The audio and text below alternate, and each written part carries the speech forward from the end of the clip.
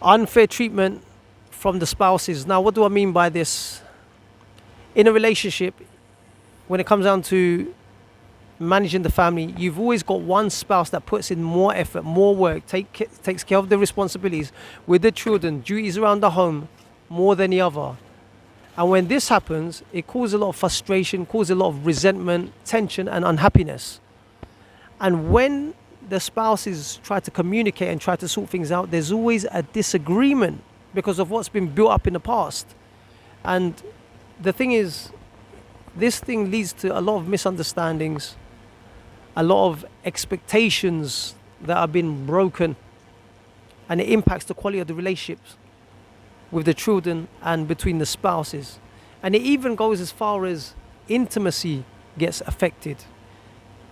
One of the spouses may even feel burnt out, tired, and sadly, because this impacts the children end up replicating and seeing and being a witness to how the parents treat each other. And when they're a lot more older and they get into relationships themselves, they don't know how to be in a good relationship because of what they've seen. So it's impacted them in a negative way. And when this happens, they too have a failed relationship. So the cycle continues until someone fixes up. Now, what can we do? First and foremost, have an open dialogue regularly. This is so important, to have an open communication, because even if you fail, even if you keep on getting into arguments, look for another way of approaching your spouse. Maybe you try to communicate when they're in the middle of something and there's a lot of stress and tension. Maybe your timing's bad. Maybe approach them when they're feeling a lot more better, when they're in a calmer place. Then try to approach them.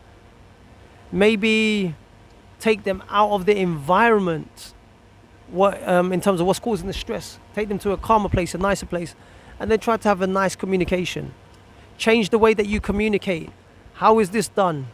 By softening your voice, or by listening attentively and speaking less. Let them talk, you listen, and take it in turns.